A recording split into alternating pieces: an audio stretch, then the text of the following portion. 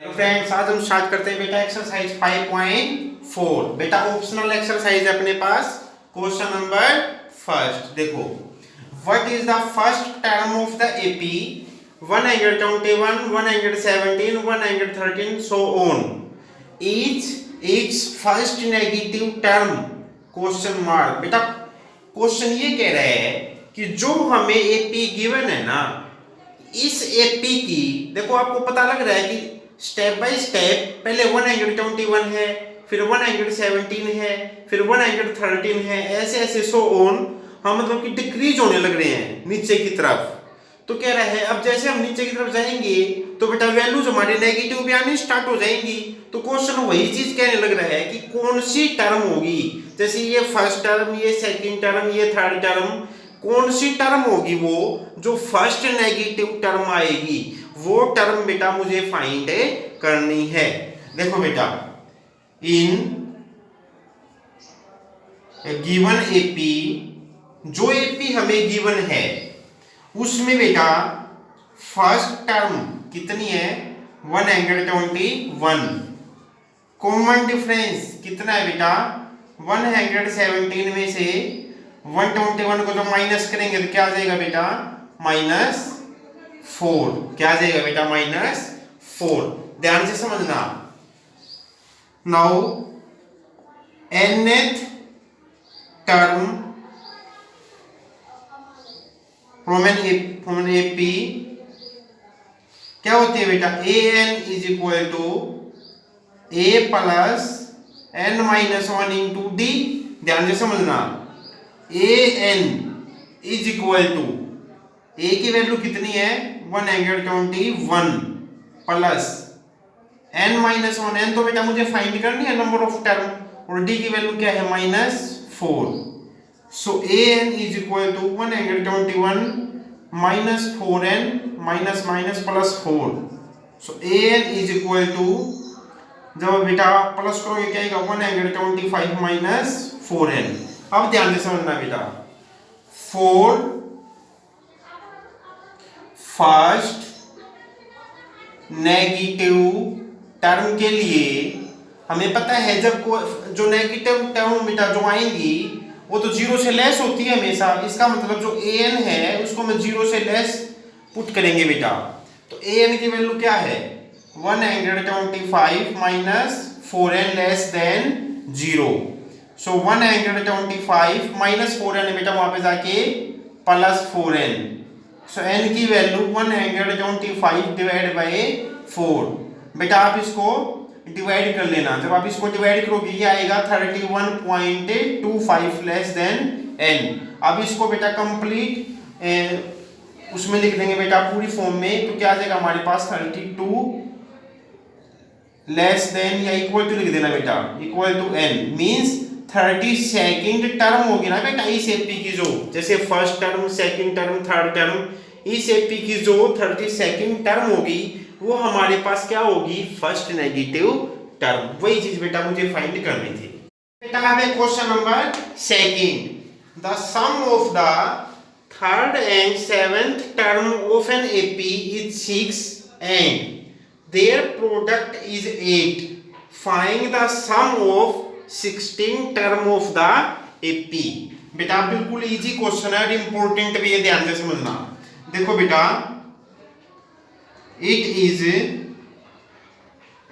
given that third term और seventh term का सम means a3 plus a7 दोनों का सम कितना गिवन है बेटा हमें 6।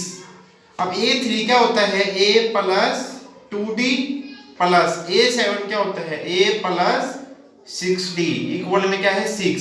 a और a 2a, 2d plus 6d 8d equal to 6। बेटा 2 कॉमन, तो जब 2 कॉमन निकलेगा तो a plus 4d equal to 3। बेटा इक्वेशन नंबर क्या मान ली फर्स्ट। एंड अब क्या कह रहा है इन्हीं दोनों टर्म का अब सम नहीं है, अब क्या है प्रोडक्ट, मींस a3 और a7 का प्रोडक्ट कितना दे रखा है बेटा 8। तो a3 का मतलब क्या है a प्लस 2d और A7 का मतलब क्या है, A plus 6D equal to क्या है बेटा 8। ध्यान से समझना, फ्रॉम इक्वेशन फर्स्ट जो हमें फर्स्ट इक्वेशन गिवन है बेटा, उसमें से A की वैल्यू क्या निकल जाएगी 3 माइनस 4D बेटा, प्लस 4D वहां पे जाके माइनस। अब इस A की वैल्यू को ये जो सेकंड इक्वेशन है बेटा इसमें पुट कर दो। Put A is equal to 3 minus 4D in equation second equation में पुट करेंगे A की जगह पे। A की वैल्यू क्या आई है 3 माइनस 4D, प्लस में क्या है बेटा 2D।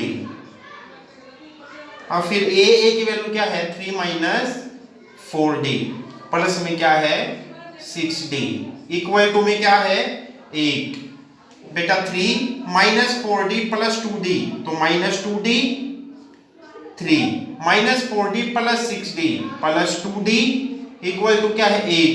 ध्यान से समझना, A माइनस B और A प्लस B आइडेंटिटी क्या होती है A square minus B square. तो A का स्क्वायर 3 का स्क्वायर क्या हो जाएगा 9 और 2D का स्क्वायर करेंगे तो 2 का स्क्वायर 4 और D का स्क्वायर इक्वल टू क्या है बेटा 8। तो 9 प्लस 8 यहाँ पे आके माइनस, ये माइनस वहां पे जाके क्या हो जाएगा प्लस, तो D स्क्वायर 9 माइनस 8 1 मल्टीप्लाई में बेटा यहाँ पे आके डिवाइड में, तो 1/4 जब स्क्वायर हटाएंगे बेटा यहाँ पे क्या लग जाएगा रूट। और बेटा स्क्वायर रूट के अंदर हमेशा दो वैल्यू वेरी करती हैं प्लस एंड माइनस, तो प्लस माइनस 1 का स्क्वायर रूट तो 1 होता है और 4 का स्क्वायर रूट क्या होता है बेटा 2। तो किसकी वैल्यू आ जाएगी ये D की। तो आपके पास A की वैल्यू D की वैल्यू आ चुकी है, D की वैल्यू प्लस का 1/2 है और माइनस की 1/2 है। फर्स्टली बेटा हम D की वैल्यू क्या लेते हैं 1/2। D की वैल्यू 1/2 को आप यहाँ पे फर्स्ट में पुट कर दो, put in equation first. First equation में पुट करेंगे A प्लस 4D, D की वैल्यू क्या है 1/2 इक्वल टू क्या है बेटा 3। तो A 2 1 जा 2 2 जा, A प्लस 2 इक्वल टू 3। तो A की वैल्यू क्या आ जाएगी बेटा 3 माइनस 2 इक्वल टू 1। A की वैल्यू भी आ चुकी है, जब D की वैल्यू 1/2 है तो A की वैल्यू क्या है बेटा 1। अब ना हमें क्या करना है, अब D की वैल्यू जब माइनस 1/2 पुट करोगे तो बेटा इसी के अंदर, तो वहां से दूसरी A की वैल्यू आ जाएगी। तो इसके लिए अब हमें क्या करना है 16 टर्म का सम। नाउ अब मुझे क्या करना है बेटा सम ऑफ 16 टर्म, तो 16 divide by 2 2A plus 16 minus 1 into D। So S16 is equal to 2 1 जा 2 8 जा 8 2। A की वैल्यू क्या है बेटा 1, 16 माइनस 1 15 और D की वैल्यू क्या है 1/2। सो S16 इज इक्वल टू 8 2 1 जा 2 15 डिवाइड बाई 2। सो 8 एलसीएम लेंगे बेटा 2 2 जा 4 19 डिवाइड बाई 2 2 1 जा 2 4 जा। So S16 is equal to 4 multiply 19 कितना आ जाएगा बेटा 76। तो हमारे पास बेटा 16 टर्म का क्या आ जाएगा सम। सिमिलरली जब D की वैल्यू पुट करके माइनस 1/2 पुट कर जो आप A की वैल्यू निकालोगे ना बेटा, उस A और D की वैल्यू को भी आपको यहीं पे पुट करना है। तो बेटा हमारा क्वेश्चन नंबर 2 कंप्लीट हो चुका है।